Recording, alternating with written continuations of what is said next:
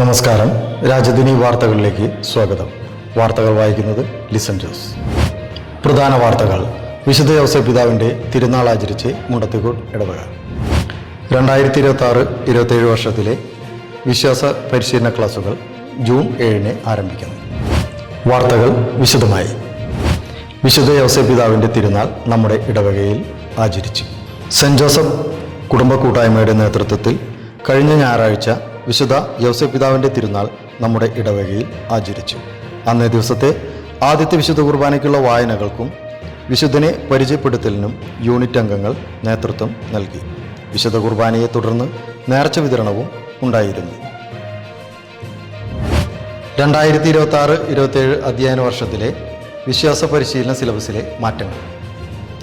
1, 2, 3, 4 എന്നീ ക്ലാസുകൾക്ക് 2026-27 അധ്യയന വർഷത്തിൽ പ്രധാന പാഠപുസ്തകം മാത്രമേ ഉണ്ടായിരിക്കുകയുള്ളൂ. ബൈബിൾ പഠന സഹായിയും ഉപപാഠ പുസ്തകവും ഉണ്ടായിരിക്കുന്നതല്ല.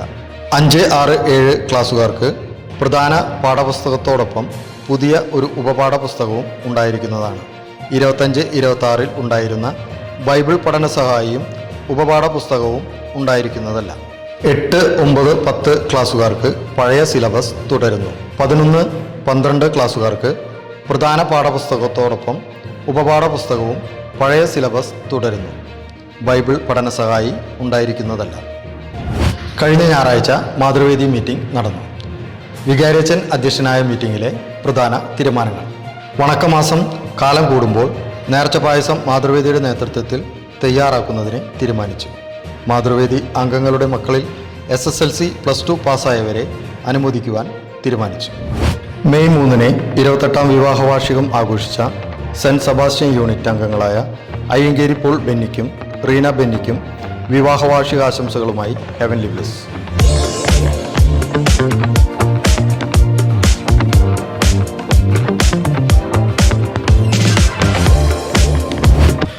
ാം വിവാഹ വാർഷികം ആഘോഷിച്ച സെൻറ് ജോസഫ് യൂണിറ്റ് അംഗങ്ങളായ കണ്ണനായ്ക്കൽ ജോയ്സൺ ജിൻസി ദമ്പതികൾക്ക് വിവാഹ വാർഷികാശംസകൾ നേരുന്നതോടൊപ്പം 60ാം പിറന്നാൾ ആഘോഷിച്ച കണ്ണനായ്ക്കൽ ജോയ്സന് ജന്മദിനാശംസകൾ നേർന്നുകൊണ്ട് ഹെവൻലി ബ്ലിസ്റ്റാണ്.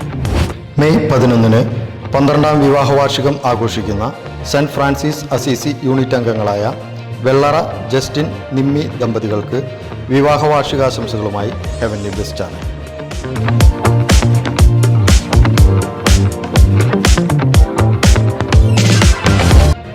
അറിയിപ്പുകൾ.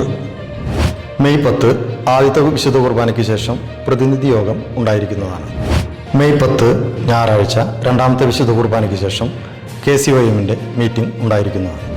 KCYM സംഘടനയുടെ നേതൃത്വത്തിൽ പഠനോപകരണ ഓർഡറുകൾ സ്വീകരിച്ച് വീടുകളിൽ എത്തിച്ചു കൊടുക്കുന്നു.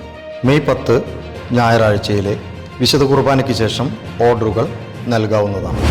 മെയ് 10 ഞായറാഴ്ച ഉച്ചകഴിഞ്ഞ് 2:30 മുതൽ 3:30 വരെ Society of Vincent Paul Veloor area കൗൺസിലിൻ്റെ പ്രതിമാസ യോഗം നമ്മുടെ പള്ളിയിൽ വെച്ച് നടത്തുന്നു. എല്ലാ വിൻസെൻഷൻ അംഗങ്ങളും യോഗത്തിൽ പങ്കെടുക്കേണ്ടതാണ്. മെയ് 10 ഞായറാഴ്ച ഉച്ചകഴിഞ്ഞ് 1:15 മുതൽ 6 വരെ CLC ഫോർമേഷൻ ക്യാമ്പ് നമ്മുടെ ദേവാലയത്തിൽ ഉണ്ടായിരിക്കുന്നതാണ്. 15 വയസ്സ് മുതൽ 30 വയസ്സ് വരെയുള്ള എല്ലാ യുവതിയുവാക്കളെയും ഈ കൂട്ടായ്മയിലേക്ക് വികാരിയച്ചൻ സ്വാഗതം ചെയ്യുന്നു. മെയ് 10 ഞായറാഴ്ചയിലെ കുടുംബ സമ്മേളനങ്ങൾ. ഉച്ചകഴിഞ്ഞ് 3 മണിക്ക് തിരുകുടുംബം യൂണിറ്റ് ആലപ്പാട്ട് അന്തോണി അബ്രഹാത്തിൻ്റെ ഭവനത്തിൽ.